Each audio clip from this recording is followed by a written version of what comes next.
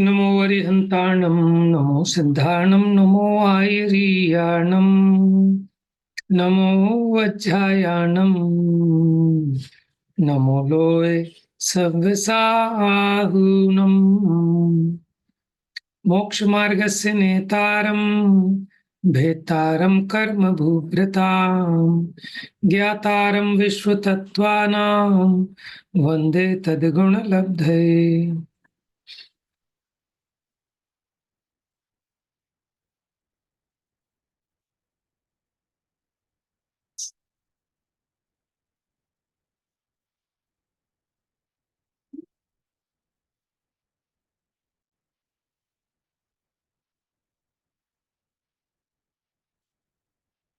तत्वार्थ सूत्र जी, चौथा अध्याय। तो देवों के स्वरूप का निरूपण हुआ, लगभग समापन की ओर है। ये शायद अंतिम ही सूत्र था। लोकांतिका नाम अष्टौ सागरोपमानी सर्वेशा, के सभी लोकांतिकों की अष्टौ सागरोपम सर्वेशम, सभी लोकांतिकों की आयु कितनी है? 8 सागरोपम। इनकी ना तो उत्कृष्ट होती और ना जगन्य होती है।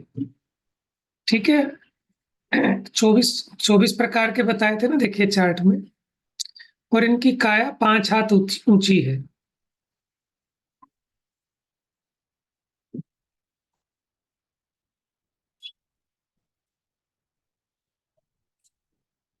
ये देखिए चार्ट हमने देखा था।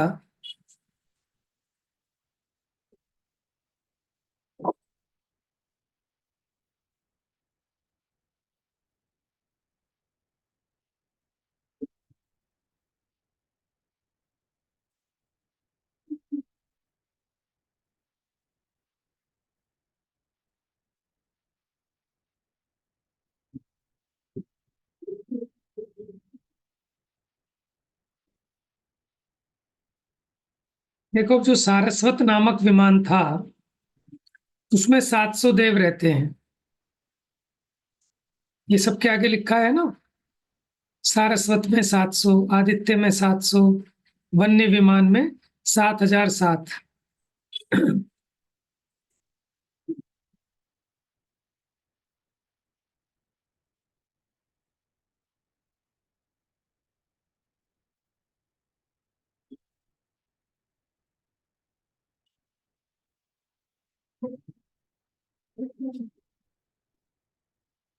देखो, इनके विमान ब्रह्मलोक के अंत में चारों ओर स्थित है। ईशान आदि सभी विदिशाओं दिशाओं में ये क्रमशः गोलाकार रूप में स्थित प्रकीर्णक विमानों में रहते हैं। ठीक है, इसका मतलब इंद्रक विमान नहीं, श्रेणीबद्ध विमान नहीं। कैसे विमानों में रहते हैं? प्रकीर्णक विमानों में। कितने पटल बताए थे? लोकांतिक में 4 थे या 5 थे पटल? तो उसके अंतिम पटल में है ये, जिनका एक ही भव बचा है।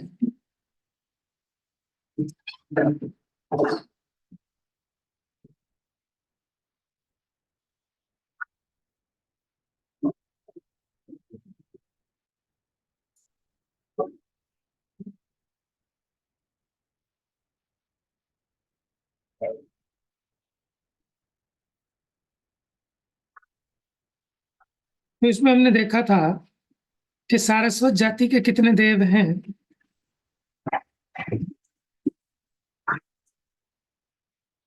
जैसे सारस्वत का विमान तो एक, लेकिन उसमें 700 देव हो गए, फिर इसका मतलब।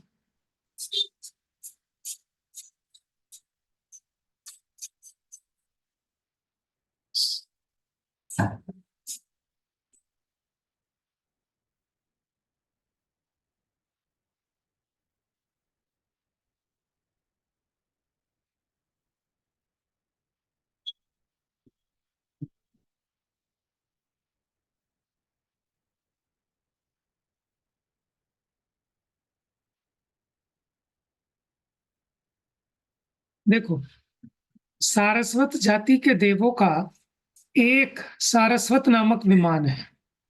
ठीक है, उस विमान का नाम ही सारस्वत है। उसमें जितने देव रहते हैं वो सारस्वत जाति के देव हैं। और उनकी संख्या कितनी है? 700।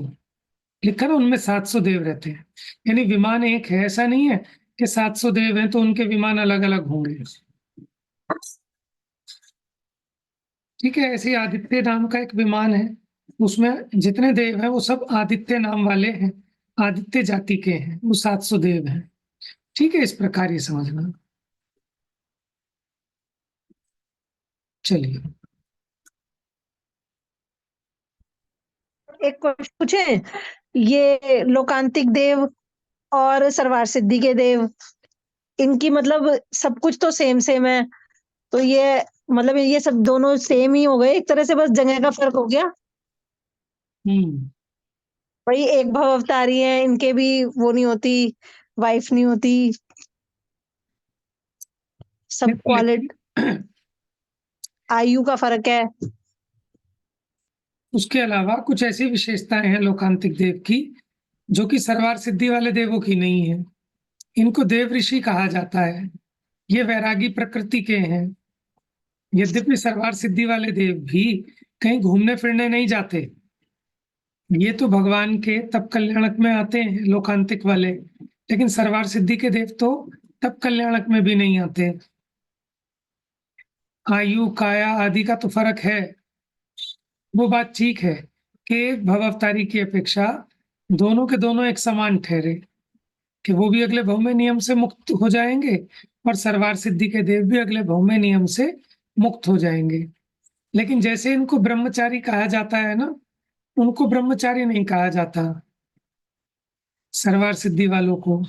इनको देव ऋषि की उपमा लागू पड़ती है, उनको नहीं पड़ती। उसका एक कारण ये भी लगता है क्योंकि 16वें स्वर्ग से आगे कल्पातीत है, वहां इस प्रकार की कल्पना ही नहीं है। दूसरा, वहां देवियों का समागम भी नहीं है उससे ऊपर, लेकिन ये तो 5वें स्वर्ग में ही है, माने होते सोते हुए भी, ठीक है ना, एक कल्प कल्पों में ही है।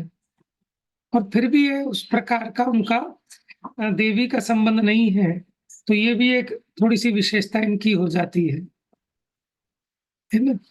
बाकी दोनों अपेक्षा वो ठीक कह रहे हो, देवियां उनके भी नहीं होती, देवियां इनके भी नहीं होती, तो उस अपेक्षा समानता भी कह सकते हो। तो ऐसे अपने जो अंग आदिक है ना, तो उनमें कुछ अंग ऐसे हैं जैसे समवाय अंग, उसमें समानताएं देखी जाती हैं, तो ये तो अनेकांत है, किसी किसी अपेक्षा समानताएं भी देख सकते हैं आप। ठीक बात है।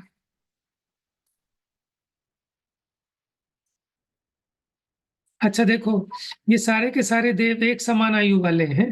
कितनी आयु बताई इनकी? 8 सागर। ठीक है, सबके शुक्ल लेश्या है, काया 5 हाथ ऊंची है। तो इस अधिकार में देवों के 4 निकायों का निरूपण किया, वे सभी अति उत्तम हैं। सभी का आकार मनुष्यों के समान है। मैंने कोई पूछे काया का आकार कैसे होता है, कि जैसे मनुष्यों की देह का आकार होता है इस प्रकार का। इनके सभी अंग उपांग अति मनोहर, महासुंदर, सम चतुर संस्थानमय है। रस लहू मांस मेद हड्डी मज्जा शुक्र 7 धातुओं से रहित है उनका शरीर। महासुगंधित वैक्रियक शरीर, रोग पसीने से रहित। इनके दाढ़ी मूछे नहीं होती, नेत्रों की पलक,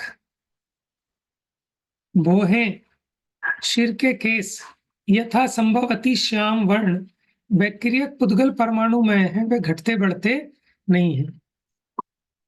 ठीक है, दाढ़ी मूछे नहीं होती, लेकिन सर के, पहले हम सोचते थे कि सर के बाल भी नहीं होते होंगे देवों के, क्योंकि धातुओं से रहित है, तो धातुओं से भी रहित है, तो सिर के केश नाखून आदि नहीं होते होंगे, तो हम सोचते थे शायद गंजे होते होंगे, लेकिन ऐसा नहीं है। यहाँ भी स्पष्ट हो गया कि वो यथा योग्य होते हैं, बढ़ते घटते नहीं है। ठीक है, बस दाढ़ी मूछ नहीं होती। देव पर्याय में बालकपना वृद्धपना भी नहीं होता, वे जन्म से लेकर मरण पर्यंत 9 यौवन रूप ही रहते हैं। इनका बल वीर्य वैभव परिवार रूप संपदा भी कभी घटती बढ़ती नहीं, एक समान रहती है।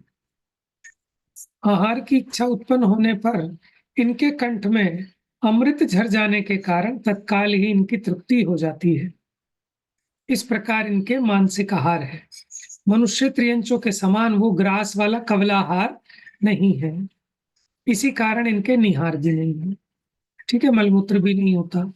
इस प्रकार इन प्रारंभिक 4 अध्यायों में जीव तत्व का निरूपण हुआ। पहले अध्याय में प्रमाणनय निक्षेप रूप अनुयोगों का कथन है।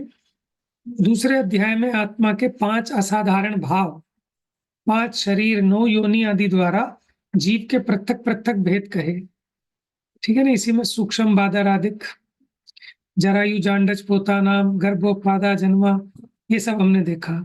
उपयोग के भेद देखे, लब्धि और उपयोग आदि, इंद्रिया, इंद्रियों के विषय। तीसरे अध्याय में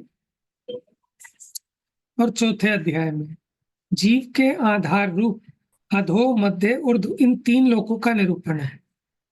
अधो का और मध्य का ये आ गया था हमारा तीसरे अध्याय में, और ऊर्ध्व लोक का आ गया चौथे अध्याय में। तो इन चारों अधिकारों में जीव पदार्थ का निरूपण किया। जीव पदार्थ एक रूप भी है, अनेक रूप भी है।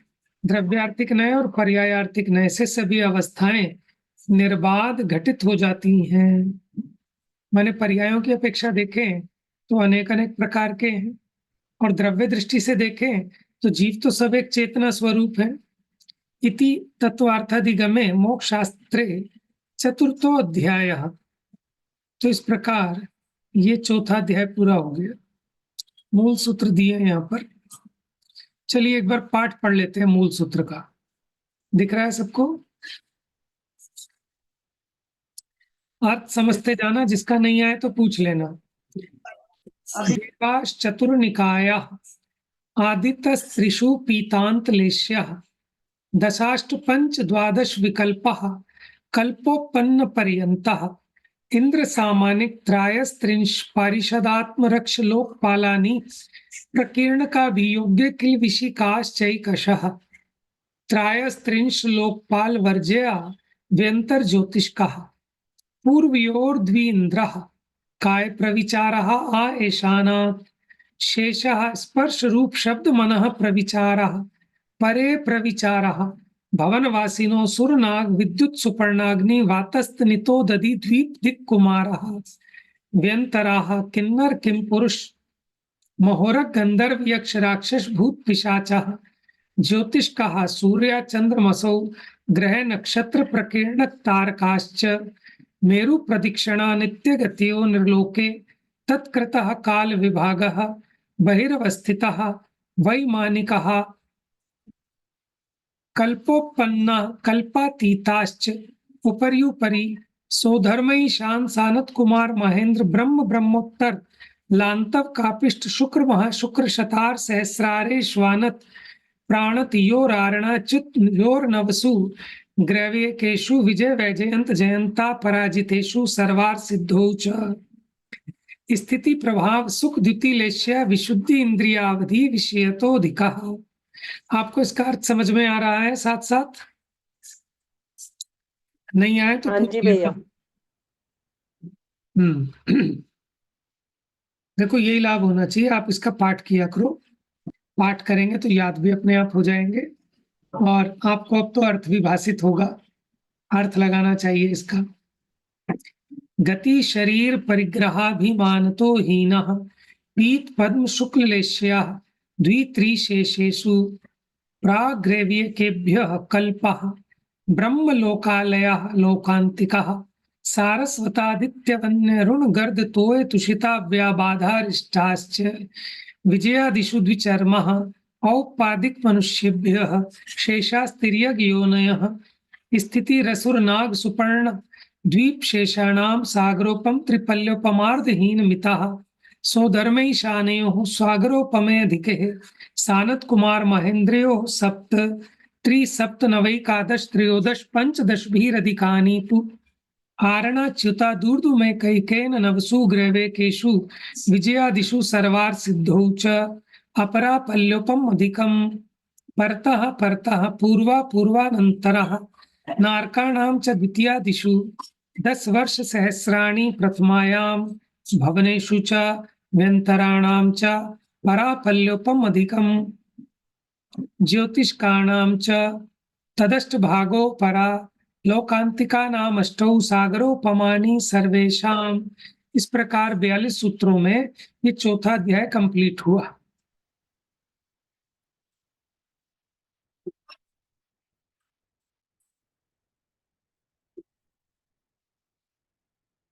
चलिए अब 5वां अध्याय प्रारंभ होता है।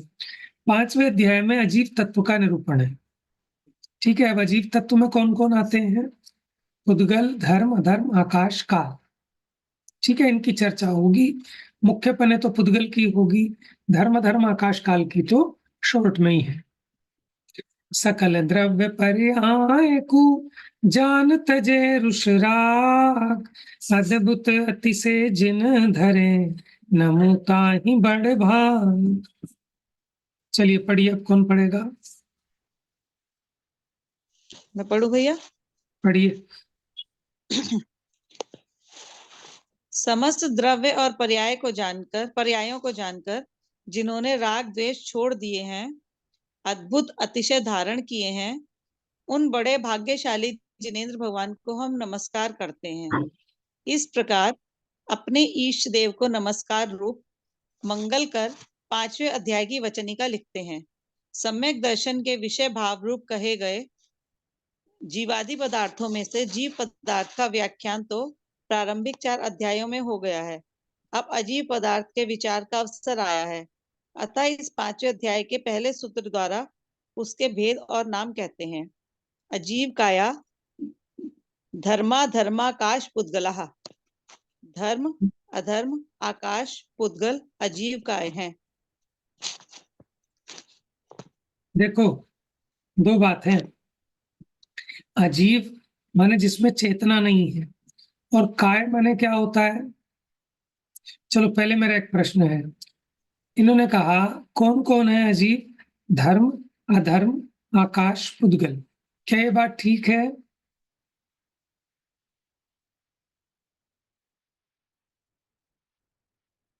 क्या ये स्टेटमेंट ठीक है कि धर्म, अधर्म, आकाश, पुद्गल? ठीक है, मैंने हमने प्रश्न आपसे पूछा कि अजीव कितने हैं या अजीव तत्व कितने हैं, तो आप कहें कि 4 हैं, धर्म, अधर्म, आकाश, पुद्गल। क्या ये स्टेटमेंट ठीक है? भैया वो रह गया ना, राइट, काल द्रव्य। यस। इसमें हाँ, काल रह गया। क्यों रह गया काल? क्या वो अजीब नहीं है? बताइए, कोई बता सकता है? भैया बस हमने तो सुना कि वो पंचस्तिक आय में नहीं प्रदेश- आता। हाँ, प्रदेश की अपेक्षा रह गया होगा। राइट, एक प्रदेशी और बहुप्रदेशी की अपेक्षा। Very good. तो इसीलिए इसमें शब्द आया काया। काया किसको कहते हैं? प्रचय को, समुदाय को काया कहते हैं। तो जो बहुत सारे प्रदेशों का समूह रूप है वो कहलाएगा अजीव काय।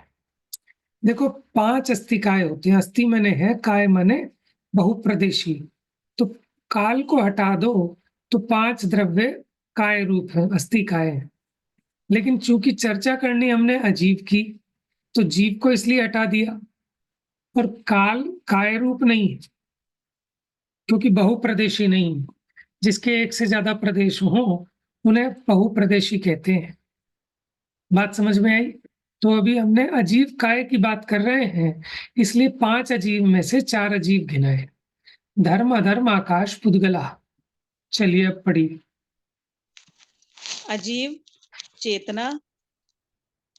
चेतना रहित काय बहुत प्रदेशों के समुदाय रूप एक वस्तु, धर्म द्रव्य, अधर्म द्रव्य, आकाश द्रव्य, पुद्गल द्रव्य, इन 4 भेद रूप अजीव काय है।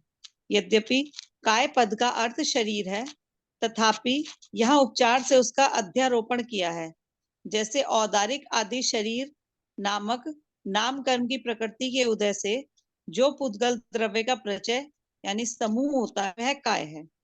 उसी प्रकार धर्मादि द्रव्य भी अपने अनादि पारिणामिक स्वभाव से बहु प्रदेशों के प्रचय समूह रूप विद्यमान है। अतः इनका भी शरीर के समान काय ऐसा नाम है। तो सिंपल ये समझना कि जो भी बहुत प्रदेशों के समुदाय, उसको हम काय कहते हैं। इसलिए हमने धर्म, धर्म आदि को भी काय ऐसा नाम कहा। पढ़िए। धर्म, अधर्म, आकाश, पुद्गल ये 4 द्रव्य जीव रहित हैं। अतः अजीव है, तथा बहुप्रदेशी है, अतः काय सहित है। इस प्रकार अजीवपना और कायपना ये दोनों विशेषण इनमें विद्यमान हैं। यद्यपि जीव, पुद्गल, धर्म, अधर्म, आकाश, काल ये 6 द्रव्य हैं, तथापि जीव में बहुप्रदेशों का समूह होने से कायपना होने पर भी अजीवपना नहीं है, और काल द्रव्य में अजीवपना होने पर भी बहुप्रदेशों का अभाव होने से कायपना नहीं है। अतः ये 4 द्रव्य ही अजीव काय रूप से बताए गए हैं। ये क्लियर हो गया सबको? चलिए बताइए, कौन बताएगा कि जीव और काल को इसमें क्यों नहीं रखा?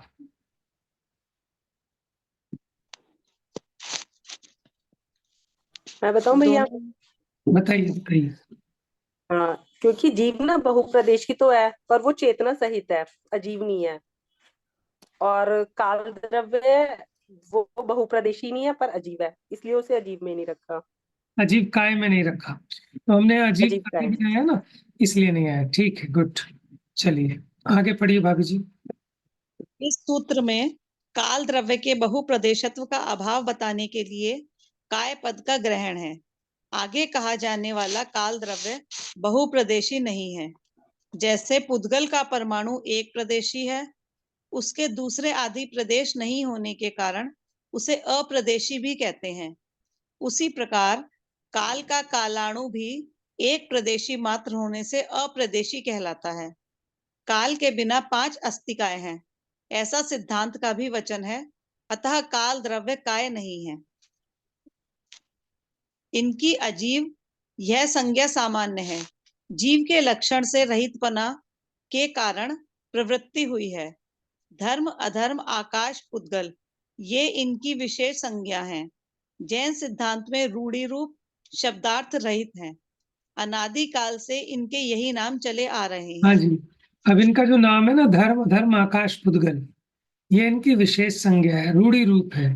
कोई सब जैसा मीनिंगफुल होंगे कि ऐसा नहीं है, इसके अनादि से यही नाम चले आ रहे हैं, अथवा ये नाम सर्वज्ञ पुरुषकृत सार्थक संज्ञा वाले भी हैं, क्योंकि इन 6 द्रव्य में से जीव और पुद्गल ये 2 द्रव्य ही क्रियावान हैं।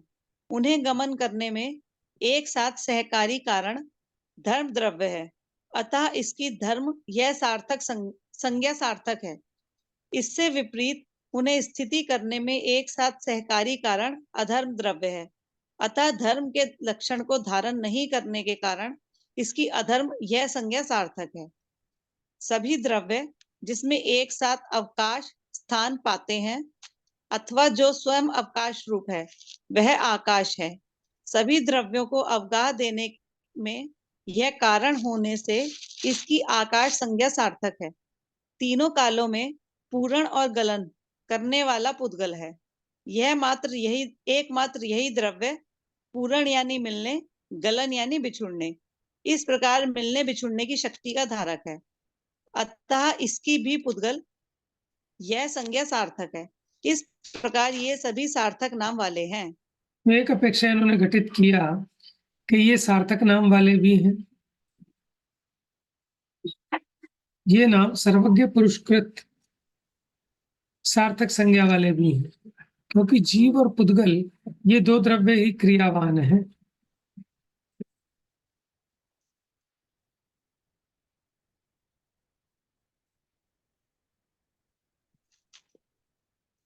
उन्हें गमन करने में एक साथ सहकारी कारण धर्म द्रव्य है। वो ये सिद्ध कर रहे हैं। इसका मतलब धर्म का कोई एक अर्थ ऐसा भी होता होगा गमन से रिलेटेड, और धर्म से अपोजिट कि वो गमन करने में सहकारी नहीं है, रुकने में सहकारी है, इसलिए अधर्म है। आकाश का अवकाश देने के कारण कह दिया। पुद्गल का पूर्ण गलन वाला है, इसलिए पुद्गल। आप समझते हैं पूर्ण गलन का, क्योंकि जैसे कई सारे परमाणु जुड़कर एक स्कंद बन जाता है। जैसे ये एक चश्मा है, अब इस चश्मे में अनंत पुद्गल परमाणु जुड़ गए हैं, ठीक है ना, तो उनका एक स्कंद बन गया। तो ऐसे स्कंद रूप होने की योग्यता पुद्गल में ही है। ऐसे 2 जीव मिलकर एक जीव नहीं दिख सकते, ठीक है ना। ऐसे कालाणु मिलकर कोई एक बड़ा ग्रुप बन जाए, ऐसा नहीं हो सकता। ये विशेषता सिर्फ पुद्गल में ही है, इसीलिए उसमें स्कंद रूप दशा भी होती है और भेद संगातेभ्य उत्पद्यन्ते, तो स्कंदों की उत्पत्ति भेद से आएगा इसी अध्याय में, संघात अथवा मिलने से होती है। जैसे आपको एक लैपटॉप दिख रहा है, तो ये एक दिख रहा है लेकिन इसमें अनंत परमाणु जुड़े हैं, ऐसे जुड़कर एक रूप दिखने की योग्यता औरों में नहीं है, सिर्फ पुद्गल में है, इसलिए उसका नाम पुद्गल सार्थक है, पूर्ण गलन वाला। प्रश्न लीजिए अगला। प्रश्न, यदि पूर्ण गलन की अपेक्षा ही इसकी पुद्गल संज्ञा है, तो पुद्गल के अविभागी परमाणु में पूर्ण गलन रूप क्रिया का अभाव होने के कारण उसे पुद्गल कहना क्या नहीं बन सकेगा? उत्तर, ऐसा नहीं है, क्योंकि रूप, रस, गंध, स्पर्श आदि गुण परमाणु में भी हैं। इनके जगन्य गुण रूप परिणमन के बाद 2, 3, 4 आदि संख्यात, असंख्यात, अनंत गुणी वृद्धि तथा इसी प्रकार से हानि की अपेक्षा पुद्गल परमाणु में भी पूर्ण गलन रूप क्रिया होती रहती है, अतः इसमें भी पुद्गलपना है। देखिए, प्रश्न किया था, स्कंदों में तो हमको समझ में आता है, लेकिन जो एक अकेला शुद्ध पुद्गल परमाणु है उसमें तो पूर्ण गलन नहीं होता, तो फिर उसको पुद्गल नहीं कह सकते। तो वो कहते हैं ऐसा नहीं है, स्कंद में जो रूप, रस, स्पर्श आदि गुण हैं वे सबके सब परमाणु में भी हैं। इनके जगन्य गुण रूप परिणमन के बाद 2, 3, 4 आदि संख्यात, असंख्यात, अनंत गुणी वृद्धि तथा इसी प्रकार से हानि की अपेक्षा पुद्गल परमाणु में भी पूर्ण गलन रूप क्रिया होती रहती है। मैंने वो षटगुणी वृद्धि, हानि, वो तो सभी द्रव्यों में होती है वैसे तो इन्होंने बस इस प्रकार से दिखाया कि जैसे स्कंद में स्पर्श, रस, गंध, वर्ण आदि होते हैं, उसी प्रकार परमाणु में भी है, और उसमें भी उसके जगन्य गुण रूप परिणमन में भी संख्यात, असंख्यात आदि भाग रूप से वृद्धि और हानि होती है। इस अपेक्षा उसमें भी पुद्गलपना सिद्ध होता है। अब कहते हैं धर्मादि की द्रव्य संज्ञा बताने के लिए सूत्र, कि अभी आपने यहाँ कहा अजीव काया धर्मा धर्माकाश पुद्गला, तो धर्म से प्रारंभ किया था ना, तो कहते हैं द्रव्याणी, ये द्रव्य है। कौन? ये जो आपको गिनाए, धर्म, धर्म, आकाश, काल। पढ़िए जरा। पहले सूत्र में जो धर्म, अधर्म, आकाश, पुद्गल, ये 4 अजीव काय कहे थे, उन्हें द्रव्य भी कहते हैं। तीनों कालों में जो अपने गुण पर्यायों को द्रवंती यानी प्राप्त होते रहते हैं, वे द्रव्य हैं। ध्रुव धातु से द्रव्य पद बनता है। वह स्वनिमित्तक और परनिमित्तक दोनों रूप है। द्रव्य की परिणमन शक्ति स्वनिमित्त है और द्रव्य क्षेत्र काल भाव पर निमित्त है। इन अभ्यंतर और बाह्य दोनों हेतुओं की सन्निधि में ही द्रव्य पूर्व पर्याय से अन्य पर्याय को प्राप्त करता है, अतः वह द्रव्य है। दोनों हेतु कृत उत्पाद विनाश रूप वस्तु की निज पर्यायों को जो प्राप्त होता है वह द्रव्य है। यह द्रव्य पद की निरुक्ति है। देखिए, निरुक्ति अर्थ क्या किया? जो द्रवणशीलता वाला हो। द्रवणशीलता माने लिक्विडिटी, जिसमें निरंतर परिणमन पाया जाता है, माने जो निरंतर अपने गुण पर्यायों को प्राप्त होता है। ठीक है, माने गुण पर्यायों को प्राप्त होता है, अथवा गुण पर्यायों में बहता है, अथवा गुण पर्याय रूप परिणमित होता है, उसको द्रव्य कहते हैं। प्राप्त होने का मतलब यही है कि जैसे मिट्टी है, तो वो मिट्टी कभी डले रूप दशा में रूप से परिणमित होती है, कभी घड़े रूप दशा से, कभी ठीकरे रूप, अगर वो घड़ा फूट गया तो ठीकरे, ऐसे नाना पर्याय रूप जो परिणमित होता रहता है, अथवा इसको अपने गुण पर्यायों को जो प्राप्त करता रहता है, वो द्रव्य है। तो 2 प्रकार का परिणमन होता है इसमें, एक तो स्वनिमित्तक और एक परनिमित्तक। जो अपनी मूल शक्ति है, जैसे परिणमन करना, ये तो बाहर का कैसा भी निमित्त हो उसका परिणमन होगा ही होगा। परनिमित्तक परिणमन क्या होता है कि बाहर में अगर कर्म का उदय है तो जीव का परिणमन कैसा होगा? मोह, राग, द्वेष रूप विकारी भाव रूप। और अगर कर्म का क्षय है तो इसका परिणमन कैसा होगा? माने अगर कर्म का उदय नहीं है तो इसका स्वाभाविक परिणमन होगा। तो जो परनिमित्त से होता है उसको वैभाविक परिणमन कहते हैं, और जो परनिमित्त के बिना स्वनिमित्त से ही होता है उसको स्वाभाविक परिणमन कहते हैं। ऐसा शुद्ध और अशुद्ध भी कह लेते हैं। ऐसा दो प्रकार का परिणमन निरंतर होता है द्रव्य में। बाह्य अभ्यंतर दोनों हेतुओं में से एक का अभाव होने पर उत्पाद विनाश नहीं होता है। अतः द्रव्य की पर्याय द्रव्य, क्षेत्र, काल, भाव रूप लक्षण वाले बाह्य निमित्त के विद्यमान होने पर भी स्वनिमित्त रूप अपनी परिणमन शक्ति वाले द्रव्य के बिना अन्य पर्याय धारण नहीं करती है। माने बाहर उसी के प्रकार निमित्त हो, द्रव्य, क्षेत्र, काल, भाव तो हो, लेकिन वस्तु की अपनी स्वयं की परिणमन शक्ति ना हो तो भी द्रव्य किसी अन्य पर्याय को प्राप्त नहीं करेगा, पर्याय को धारण नहीं करेगा।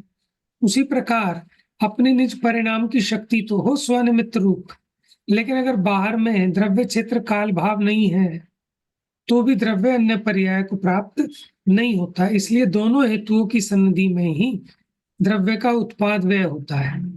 स्वनिमित्तक अपनी स्वशक्ति और एक बाह्य निमित्त द्रव्य, क्षेत्र, काल, भाव।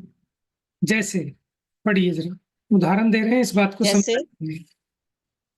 जैसे सूखे घड़े में रखे हुए उड़द में पकने की सामर्थ्य होने पर भी अग्नि, जल आदि के संबंध रूप बाह्य निमित्त के बिना वह पकता नहीं है, और स्वयं पकने की सामर्थ्य से रहित घोरड़ू, बठर, ठररू, उड़द, अग्नि, जल आदि बाह्य निमित्त की निकटता होने पर भी पकता नहीं है, पूर्ववत ही कठोर बना रहता है।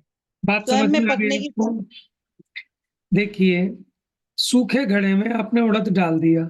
अब उड़द में पकने की सामर्थ्य तो है, उसकी अपनी स्वनिमित्तक शक्ति तो है, लेकिन बाहर में अग्नि का संयोग नहीं है, जल का संयोग नहीं है, तो वो नहीं पकता।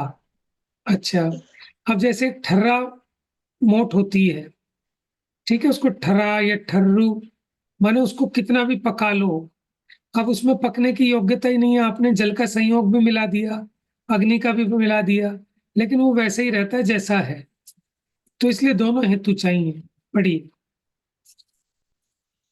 स्वयं में पकने की सामर्थ्य संपन्न उड़द अग्नि, जल आदि के संबंध रूप बाह्य निमित्त मिलने पर पक जाता है। उसी प्रकार अंतरंग बहिरंग दोनों निमित्तों कारणों की निकटता होने पर द्रव्य भी पर्याय से पर्यायांतर को प्राप्त होता है। यह उत्पाद विनाश द्रव्य का लक्षण है। भगवान के परमागम में द्रव्य के सत, उत्पाद, व्यय, द्रव्य, गुण, पर्याय, ये 3 लक्षण बताए गए हैं। देखिए, सत्ता और तीन लक्षण कौन कौन से बताए? पहला तो द्रव्य, गुण, बताया पर्याय, सत, माने उत्पाद, जो व्यय, है द्रव्य। वो द्रव्य है। दूसरा लक्षण क्या बताया? उत्पाद व द्रव्य, कि जिसमें भी उत्पाद व द्रव्यपना होता है वो द्रव्य है। तीसरा गुण पर्याय व द्रव्यम। ऐसे 3 तरह की परिभाषाएं दी कि जो गुण पर्याय वाला है वो द्रव्य, 3 उसकी पहचान के चिन्ह बताए। ये सारा का सारा विषय प्रवचन सार में चल चुका है अपना गेय तत्व प्रज्ञापन में, लेकिन अभी तो यहाँ सामान्य से देखते हैं। पढ़िए, सत्ता और द्रव्य के पृथकत्वपना नहीं है।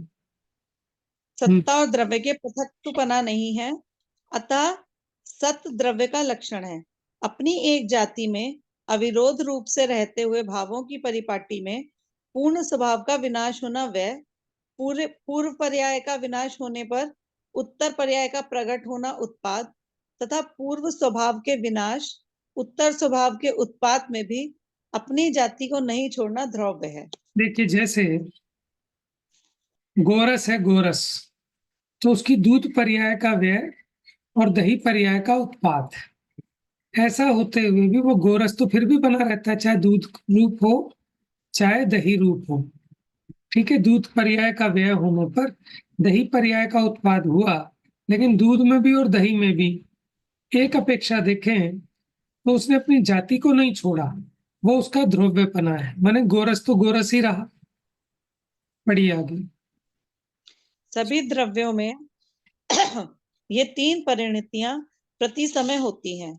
जिस समय पूर्व परिणति का अभाव है उसी समय उत्तर परिणति का उत्पाद है, क्योंकि पूर्व पर्याय के नाश बिना उत्तर पर्याय नहीं होती है। आप सोचो, उत्तर अगर पर्याय पूर्व पर्याय का विनाश तो ना हो और उत्तर पर्याय हो जाए तो क्या हालत होगी द्रव्य की?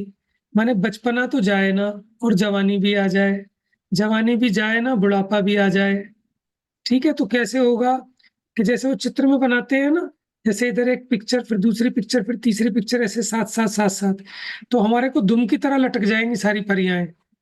माने एक-एक समय की पर्याय होती हैं, और वो व्यय हुई नहीं, नवीन पर्याय आ गई। पहले तो आ नहीं सकती ऐसे, क्योंकि किसी भी वस्तु की एक समय में एक ही दशा हो सकती है।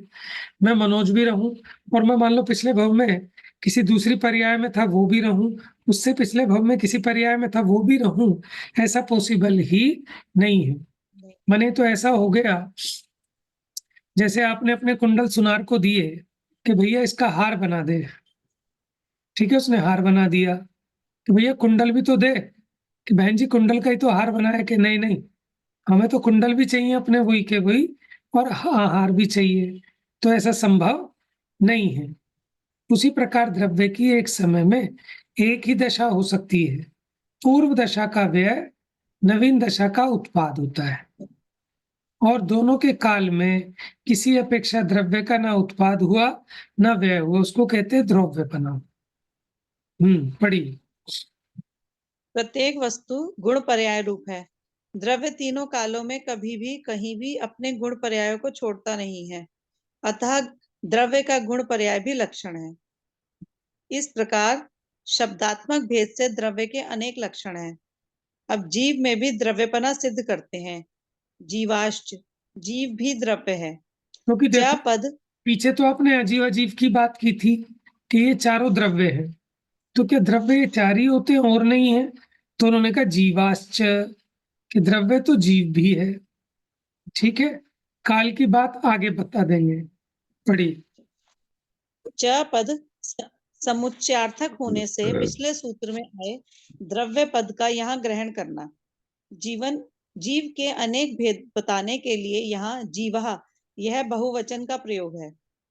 इस प्रकार सूत्र का अर्थ यह हुआ कि प्रत्येक जीव गुण पर्यायवान होने से द्रव्य है। जो पहले जीता था, अभी जी रहा है और आगे जिएगा। यह जीव का पूर्वोक्त अर्थ यहाँ भी समझ लेना। वर्तना लक्षण वाला काल द्रव्य आगे कहेंगे। उससे सहित द्रव्य 6 हैं। इनके हीनाधिक नहीं है। 5 आदि या 7 आदि द्रव्य नहीं है। इससे अनेक अनेक द्रव्य मानने वाले अन्यवादियों का खंडन हो गया। षट द्रव्याणी, यह सिद्धांत वाक्य भी नियम बताने के लिए ही है। जाति की अपेक्षा ये 6 द्रव्य अपने अपने पृथक पृथक गुण पर्यायों सहित हैं। विश्व में इनके अतिरिक्त अन्य कोई वस्तु नहीं है, अतः अन्य अन्य प्रकार से द्रव्य की कल्पना करने वाले अन्य मतियों का खंडन हो गया। इन 6 द्रव्यों में से धर्म, अधर्म, आकाश, पुद्गल, काल, ये 5 अजीव द्रव्य है और एक जीव द्रव्य है। आचार्य श्री कुंद स्वामी के श्री प्रवचन सार जी की आचार्य श्री अमृतचंद स्वामी कृत तत्व दीपिका टीका में द्रव्य का स्वरूप स्पष्ट करते हुए लिखा है कि द्रव्य की चौड़ाई, गुण और लंबाई पर्याय है। गुण द्रव्य की सहभावी पर्याय है। वह पलटती नहीं है। जैसे जीव का गुण चेतना है, जीव उससे रहित कभी भी नहीं है। वह कभी भी जड़ अचेतन नहीं होता है, सदा चैतन्य स्वरूप ही रहता है। द्रव्य की पर्याय अनुक्रम से सदा पलटती रहती हैं। जैसे संसारी जीव की नारक, तिर्यंच, मनुष्य, देवमय 4 गति रूप पर्याय, ये क्रम भावी पर्याय हैं। मुक्त जीव की पर्याय पूर्व मनुष्य शरीर से कुछ कम शुद्ध असंख्यात प्रदेशाकार हैं, अथवा सूक्ष्म परिणामन रूप अमूर्तादि परिणाम स्वरूप चेतना में अगुरु लघु आदि गुण रूप भी मुक्त जीव की पर्याय है। देखिए, पर्याय 2 तरह की बताई, क्रम भावी और सहभावी। सहभावी उसको हम चौड़ाई कहते हैं, क्रम भावी पर्याय को लंबाई कहते हैं द्रव्य की। तो सहभावी पर्याय के जो साथ साथ उसके रहे, जैसे गुण है, चेतन के जितने गुण हैं वो कभी नष्ट नहीं होते, उनका कभी व्यय नहीं होता, वो सदाकाल वैसे के वैसे बने रहते। जैसे चेतन में चेतना गुण है, श्रद्धा गुण है, ज्ञान गुण है, वो सदाकाल बने रहते हैं।